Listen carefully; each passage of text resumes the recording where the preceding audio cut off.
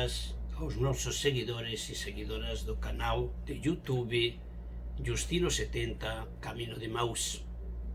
Temos hoje um tema bonito do Evangelho de Lucas, a prova de Jesus, Lucas capítulo 4, de 1 a 13, e como subtítulo, a prova de Pedro e de todos nós.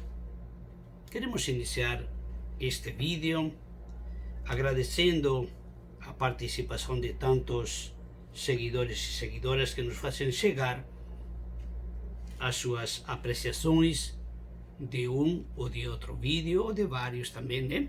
Registramos aqui uma primeira participação de irmã Leonilda, irmã Leo, como é conhecida aqui em Manaus, né? Da área missionária Monte das Oliveiras, que registra a alegria do vídeo sobre consolai o meu povo, o texto de Isaías 40, e me disse que tem compartilhado com bastantes pessoas e que foi muito grato poder compartilhar exatamente esse vídeo. Igualmente registramos a participação de Raquel de Salvador, onde salienta a Escola de Animação Bíblica em Saída e diz numa frase curta: show de bola. Igualmente registramos a participação que nos fez chegar Dona Maria José Cavalcanti de Fortaleza e a satisfação dela e também de outras pessoas que compartilharam exatamente esse vídeo sobre os salmos. Queremos deixar aqui esta nossa alegria e gratidão por essa participação das pessoas que nos fazem chegar as perguntas, que nos fazem chegar também alguma apreciação de um ou de outro vídeo, etc. E queremos continuar convidando para que enviem as experiências de leitura da Palavra de Deus, porque, sem dúvida, há textos que tocam o coração da gente. Isso é importante poder oferecer também aos nossos seguidores e seguidoras. Entramos agora diretamente já no tema de hoje, salientando, como sempre, a leitura narrativa envolvente do Evangelho de Lucas. Salientamos isso porque o relato, nós dizemos isso a respeito de Lucas, mas podemos dizer isso a respeito de Marcos, ou de Mateus, ou de João também. E o evangelista Lucas, no prólogo, ele salientava que ia fazer uma descrição, ia fazer um relato bem organizado, e queria mostrar exatamente a solidez e o fundamento dos ensinamentos que este querido Teófilo, representando, podemos dizer, as comunidades de ontem, de hoje e de todos os tempos, ele ia oferecer. Então, um relato, uma narração, portanto, tem um sentido para termos presente como os primeiros capítulos, os primeiros momentos, iluminam e dão sentido depois ao resto do relato. Se perdemos um pouquinho essas coordenadas que o escritor, neste caso Lucas, ou pensemos num romance, numa novela, etc., como os primeiros capítulos oferecem as coordenadas fundamentais onde o relato vai acontecer. Vou ler aqui a prova de Jesus, Lucas capítulo 4, de 1 a 13. É paralelo também aquele de Mateus capítulo 4, de 1 a 11, e de um modo, podemos dizer assim também, de referência a Marcos capítulo 1, versículo 12 e 13, mesmo que o relato de Marcos é um pouquinho diferente, mas são os três evangelhos que tratam desta prova de Jesus. Jesus, cheio do Espírito Santo, afastou-se do Jordão e deixou-se levar pelo Espírito ao deserto. Durante 40 dias enquanto o diabo o punha à prova. Nesse tempo não comeu nada e no fim sentiu fome. O diabo lhe disse: se és filho de Deus, diz a essa pedra que se transforme em pão. Replicou-lhe Jesus: está escrito que o homem não vive somente de pão.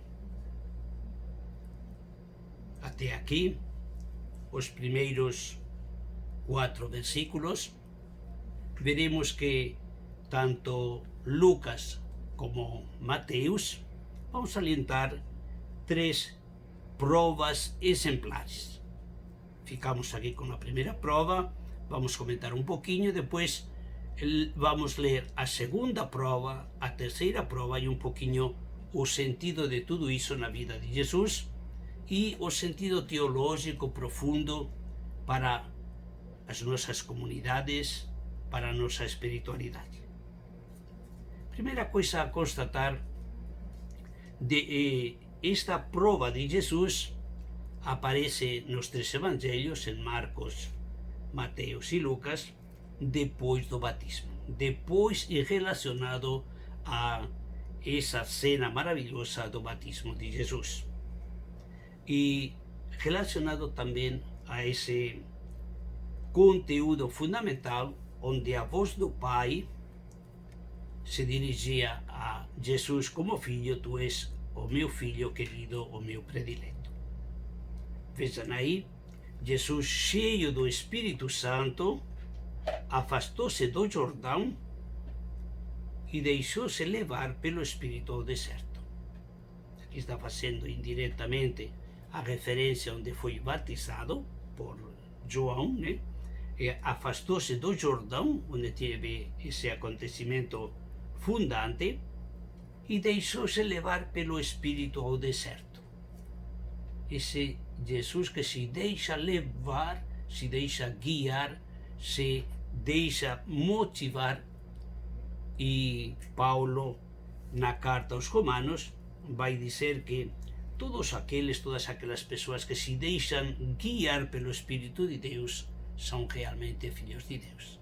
Então veja aqui, Jesus vai na frente das comunidades, vai na frente dos seguidores e seguidoras.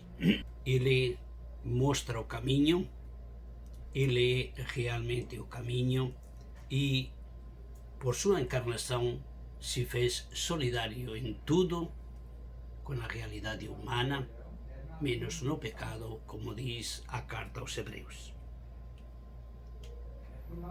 O deserto é o lugar da prova, é o lugar onde o povo de Israel vai experimentar também as maravilhas de Deus, o amor incondicional de Deus para esse povo, mesmo sendo frágil, mesmo não sendo fiel à aliança. Então o deserto tem toda uma série de conotações que é importante levar em conta. Jesus se deixa levar pelo Espírito ao deserto e durante 40 dias, que representam os 40 anos de caminhada pelo deserto, então diz que acabados esses dias não comeu nada e no fim sentiu fome. Aí o diabo lhe disse: se és filho de Deus, diz a essa pedra que se transforma em pão.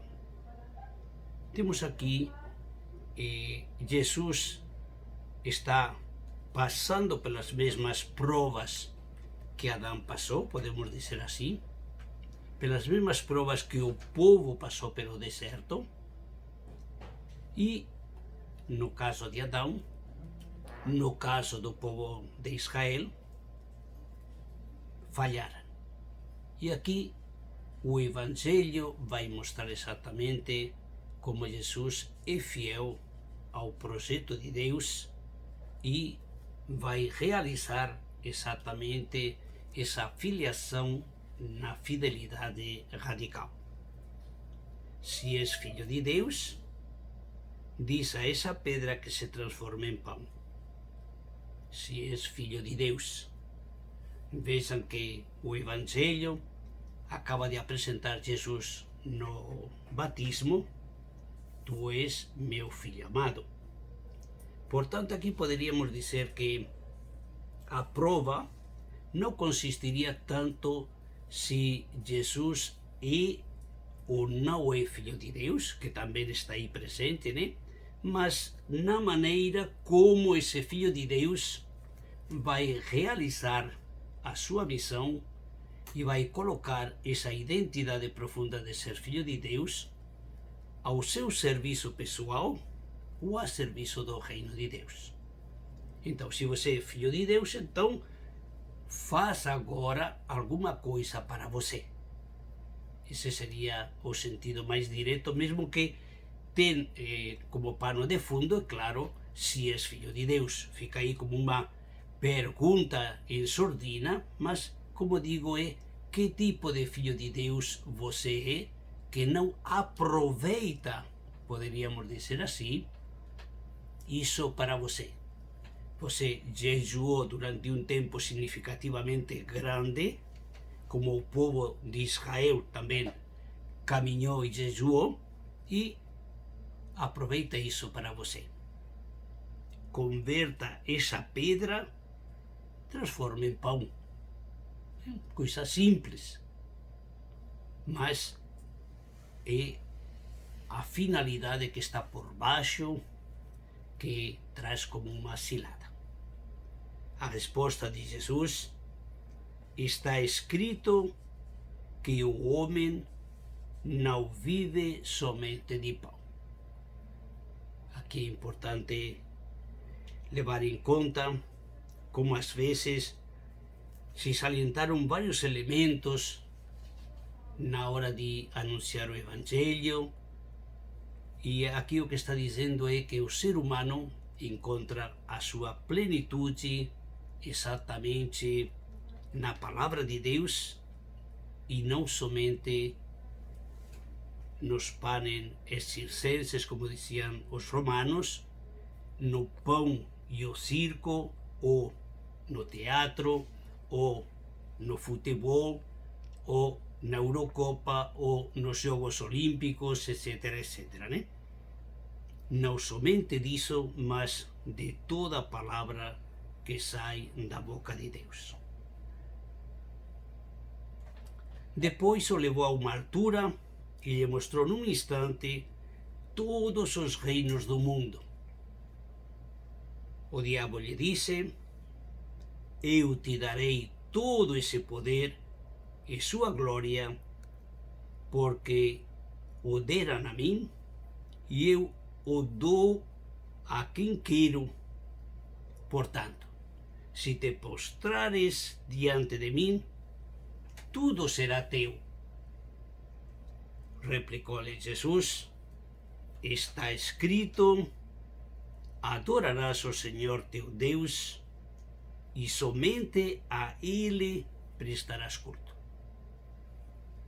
Até aqui, a segunda prova, do versículo 5 ao versículo 8.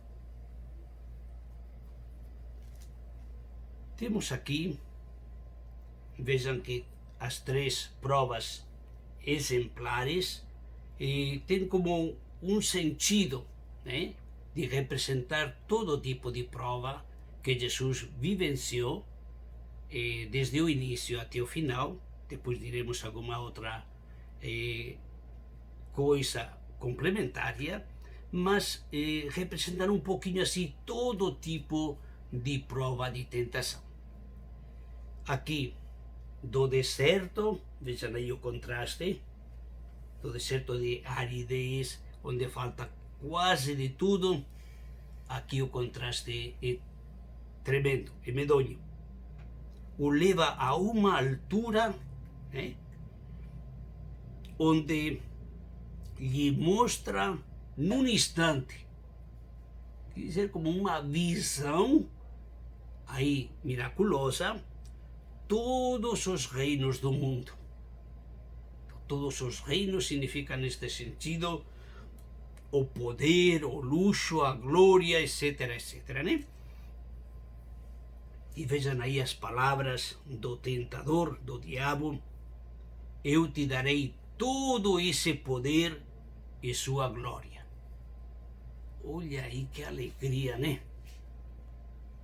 Simplesmente o transporta lá em cima da montanha e eu te darei tudo isso, todo esse poder, toda essa glória, porque o deram a mim e o dou a quem quero.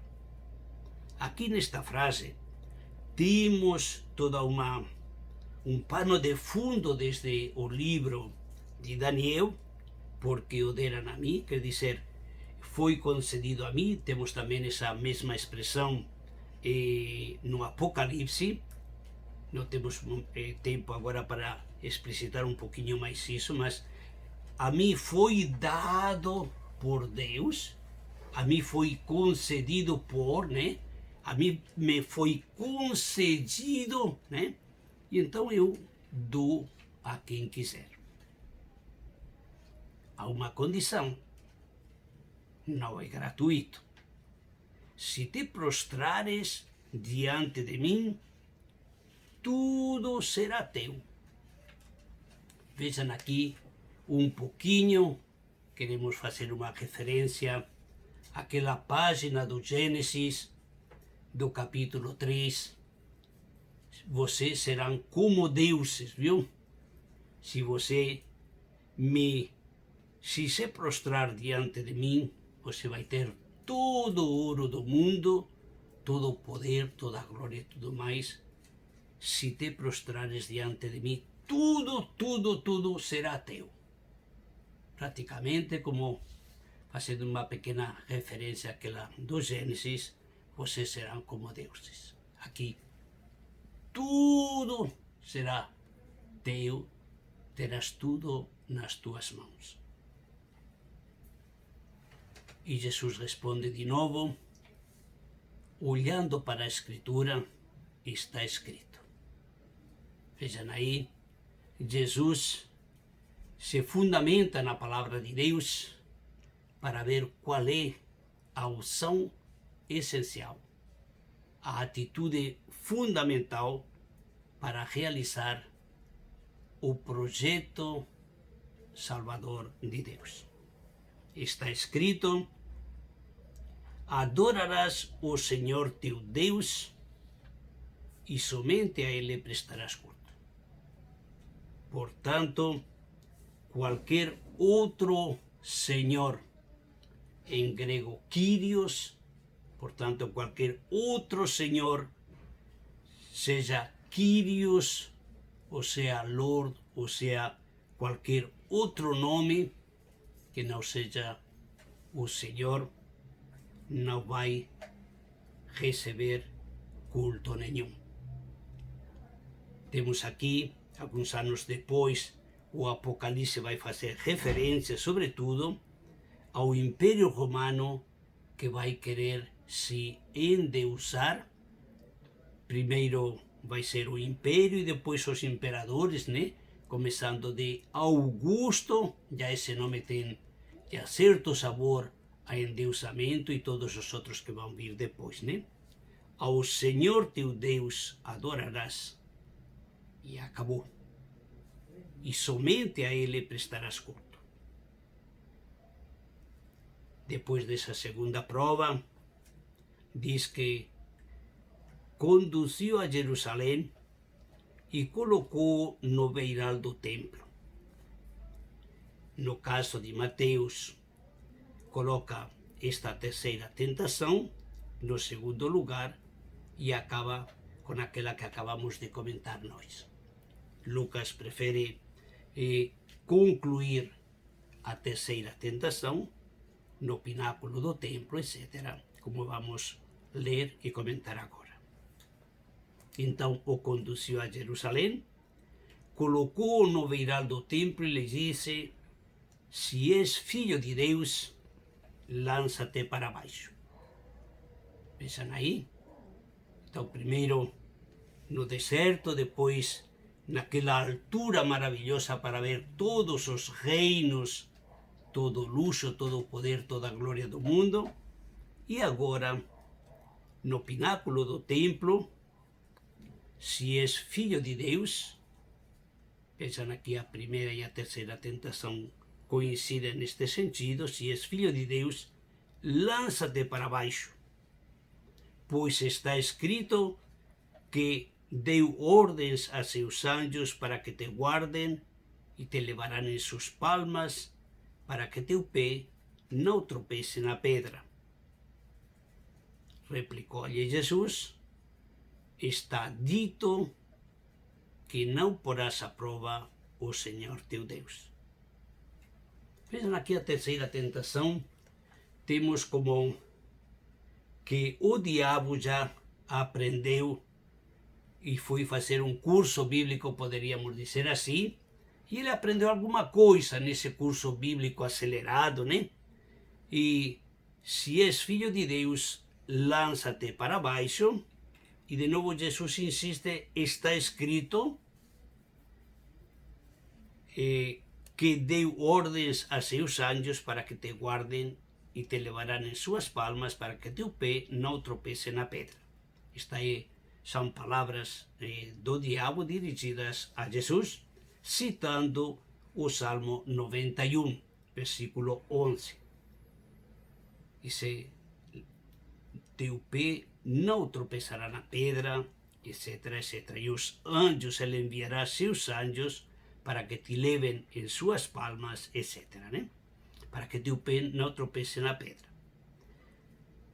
Acrescentamos nesta tentação, que parece assim que para nós fica como fora de contexto, de órbita e de lógica, mas por trás desta tentação, vejam bem, temos um contexto histórico específico que convém também salientar. Os saduceus, este grupo dos saduceus ligado, por um lado, ao Sinédrio e por outro lado ao poder do Império Romano, em um sentido bastante político forte, eles esperavam um Messias que exatamente ia realizar esta proeza. Quer dizer, o Messias verdadeiro que os saduceus, esse grupo, saliento esse grupo, o grupo dos saduceus esperava, ia fazer a prova, vamos dizer assim, do algodão, a prova de que ele era realmente o Messias, o Filho de Deus. E então, segundo este grupo, os saduceus, desculpem aí, os saduceus, o Messias, o Cristo, ele, aproveitando um dia de Páscoa, ele subiria ao pináculo do templo e desde lá, quando tivesse 80 ou 100 mil espectadores, faria exatamente esse prodígio que o diabo está referindo para Jesus. Desde o pináculo do templo, ele se jogaria numa espécie de pirueta, chegaria no chão e nem tocaria o seu pé sobre as pedras. Então, como digo, essa é a tentação, essa é a expectativa dos saduceus, etc, né? Então, Jesus, vejam aqui que ele já não, quando o diabo diz está escrito, aí Jesus disse está dito. Então vejam aí, o diabo, quando parecia ter aprendido as regras do jogo, aprendido nesse sentido assim rápido, né? Está dito que não porás à prova o Senhor teu Deus. Então Jesus, sempre alicerçado na palavra de Deus, especialmente nesses capítulos de Deuteronômio de 6 a 8, e depois o capítulo 8, 3, etc, né? Então, rebate cada uma das provas exemplarmente mostradas em 3. A prova no deserto, o pão para si, fazer um milagre para si próprio, um milagre. Depois, todo o ouro do mundo, todos os tesouros, etc., se adorar. E depois fazer essa proeza de desde o pináculo do templo se jogar, etc. Né? Vejam aqui, Lucas, no versículo 13, nos dá uma chave maravilhosa para entendermos o sentido teológico, o sentido pastoral e espiritual da prova de Jesus. Concluída a prova, o diabo afastou-se dele até outra ocasião.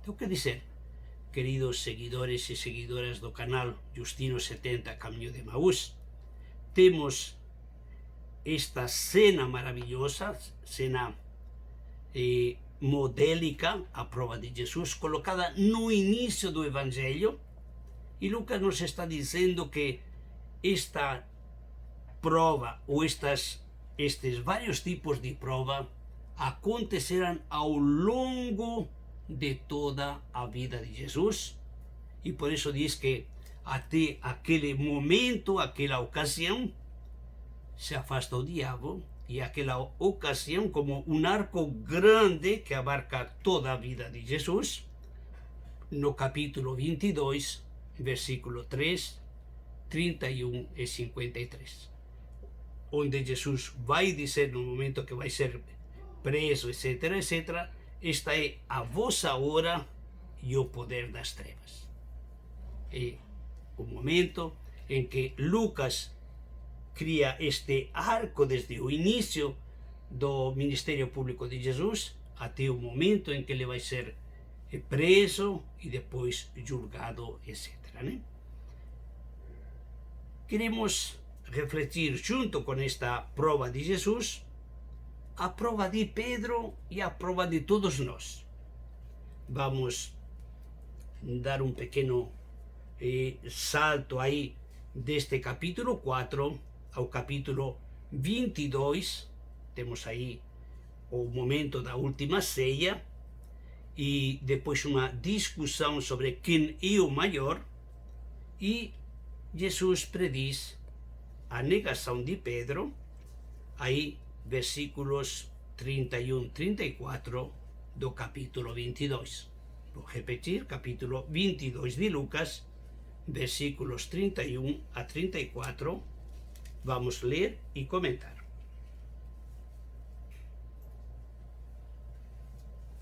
Simão, Simão, eis que Satanás vos reclamou para peneirar-vos como trigo, mas eu rezei por ti para que a tua fé não falhe, e tu, uma vez convertido, fortalece teus irmãos.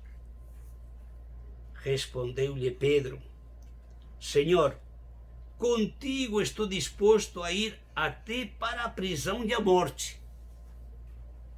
Esta é a atitude de Pedro.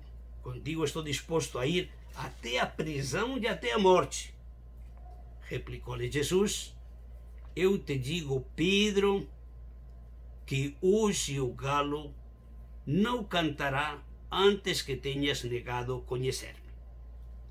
Vejam aqui, temos este momento solene da ceia do Senhor, deste capítulo 22, que recomendo aos nossos seguidores e seguidoras ler todo o capítulo e ver exatamente a profundidade e a novidade que traz Lucas para aqui. Simão, Simão, vejam aí, quando aparece duas vezes esse chamado, esse nome, né? Simão, Simão aí está como alertando e interpelando que alguma coisa de importante vai acontecer ou pode acontecer. Eis que Satanás vos reclamou para peneirar-vos como trigo. Vejam aí, Jesus se dirige a Pedro, mas nas entrelinhas e implicitamente se dirige a todos os seguidores e seguidoras, a todos os discípulos de Jesus, né? Veja que está falando aí ao plural, peneirar-vos como trigo. E se peneirar é dizer, olha, a palha, o pó vai cair fora e o grano realmente vai ser peneirado, vai ser colocado à prova. Em outros lugares se vai dizer a prova do crisol, né? Aqui é peneirar, né? Mas eu rezei por ti para que tua fé não falhe.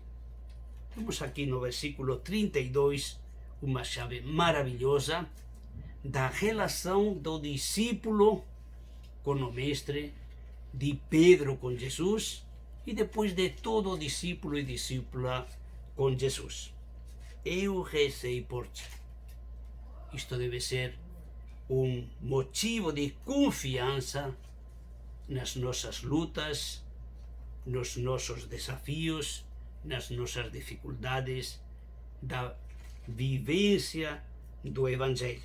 Eu rezei por ti para que a tua fé não falhe. Então vejam aí, às vezes no Evangelho, também no Evangelho de Marcos, diz, mas ainda vocês não têm fé. Lembrem naquela cena quando estão no barco e Jesus está dormindo e acordam Jesus, mas ainda vocês não têm fé, estão medrosos, vocês não têm fé ainda. Eu rezei por ti, eu rezei por todos os discípulos para que vossa fé não falhe. E tu, uma vez convertido, fortalece teus irmãos. Veja que coisa linda. Jesus está dizendo duas coisas. Você vai falhar. Como vão falhar, ou podemos falhar todos nós, mas uma vez que você se revê, se recompõe, você toma uma atitude profunda, fortalece a fé de teus irmãos. Temos aqui já um encaminhamento pastoral, evangelizador muito bonito. Podemos falhar, e Jesus está dizendo nas entrelinhas que Pedro pode falhar, e quem diz Pedro diz todo e qualquer discípulo, né? Mas uma vez que você se recompõe, que se fortalece, etc., pense também para fortalecer a fé, a esperança e o amor dos irmãos, né? Pedro diz, estou disposto a ir até a prisão e a morte. Vejam aí, Pedro não está reconhecendo a sua realidade profunda. Está olhando desde outro lado e eu estou disposto a tudo, viu? Até a prisão, até a morte, até onde for. E Jesus chama a atenção, Pedro, hoje o galo vai cantar, e quando cantar, tu já terás acabado de negar-me, né? Vemos o último relato da hora da aprovação de Pedro, nesse mesmo capítulo 22 de Lucas, de 54 a 62. Lemos e comentamos um pouquinho.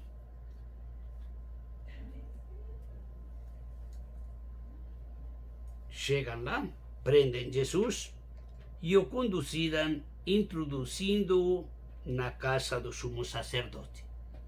Este é o contexto no qual vai acontecer a negação de Pedro. Pedro o seguia de longe. Vejam aí, Pedro está dizendo, não, eu vou até o final.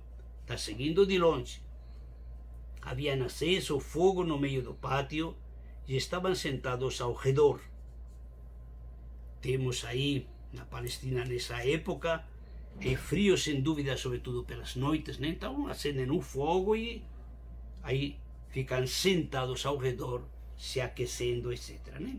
Pedro entra lá, sentou-se entre eles, e uma criada o viu sentado junto ao fogo, olhou fixamente e disse, também este estava com ele.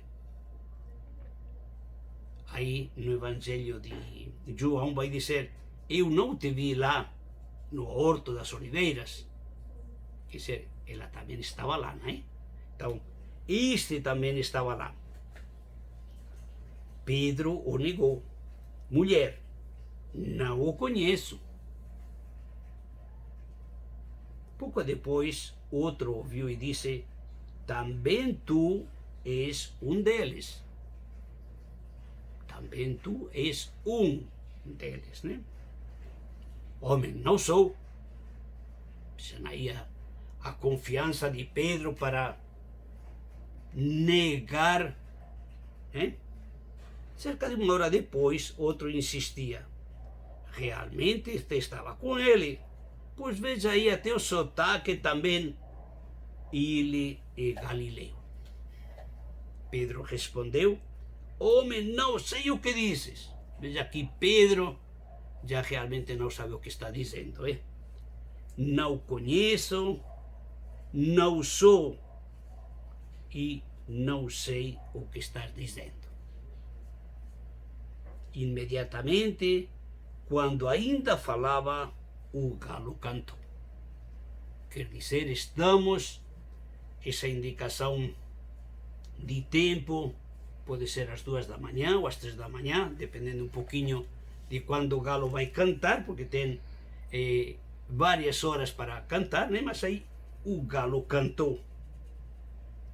E vejam esse versículo 61, 62 do capítulo 22 de Lucas, uma cena maravilhosa que nos diz como Jesus se dirige a Pedro e na pessoa de Pedro a cada uma de nós. Vejam aí, este Evangelho da Misericórdia vai mostrar o rosto misericordioso do Pai no olhar de Jesus. O Senhor se voltou e olhou para Pedro.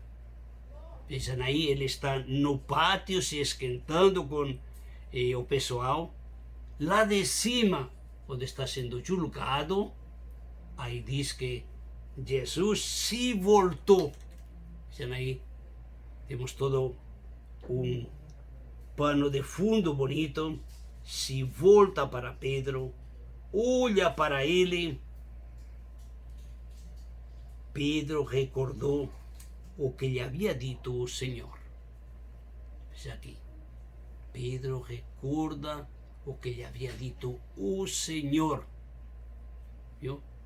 Nas tentações não tentarás o Senhor teu Deus. Pedro lembra o que havia dito o Senhor. Antes que o galo cante, me negarás 3 vezes. Pedro reconhece a sua fragilidade, lembra a sua fragilidade e as palavras de Jesus: antes de que cante o galo, 3 vezes você vai me negar.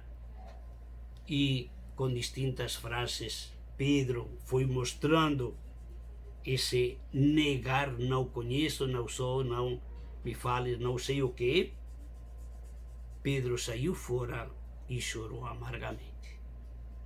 Veja, nesses 2 versículos, 61 e 62, são próprios de Lucas, e nos outros evangelhos não aparece nada referente neste sentido a esse olhar de Jesus para Pedro. Jesus se voltou, ele está sendo julgado lá na casa do sumo sacerdote, portanto está no pátio, etc., né? Jesus se voltou e olhou para Pedro. Aqui o evangelista não traz nenhuma palavra, mas só esse olhar misericordioso de Deus Pai através de Jesus, o Senhor. Portanto, concluímos aqui esta reflexão a partir do Evangelho de Lucas, capítulo 4, de 1 a 13, a prova de Jesus.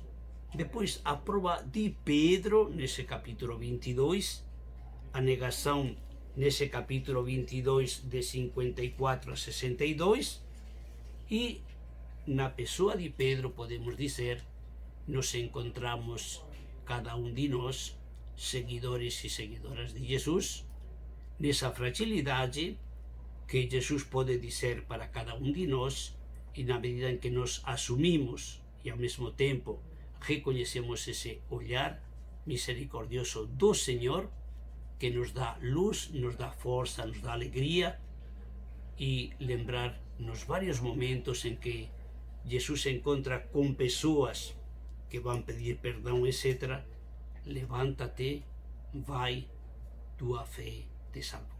Vai Pedro, caminha, e Pedro diz que saiu fora, chorou amargamente e continuou seguindo ao Senhor.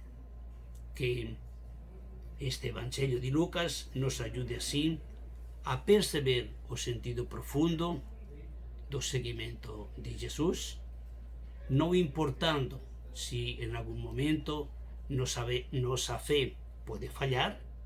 Vejam aí esse capítulo 22, versículo 32.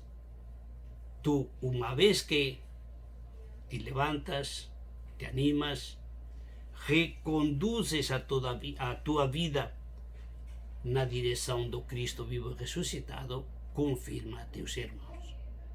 Que neste tempo de pandemia, neste tempo de sofrimento, neste tempo em que as provas são muito e são muitas, que tenhamos também, por um lado, essa coragem de Pedro de dizer: eu vou até a morte, mas depois reconhecer que às vezes é mais fácil falar do que seguir Jesus até as últimas consequências. Mas que o Espírito do Senhor nos dê essa luz, essa força para nos deixarmos guiar, como salientava Lucas no capítulo 4, deixar-nos guiar pelo Espírito de Jesus. Desde Manaus, Amazonas, o meu abraço carinhoso, Justino 70, Caminho de Emaús.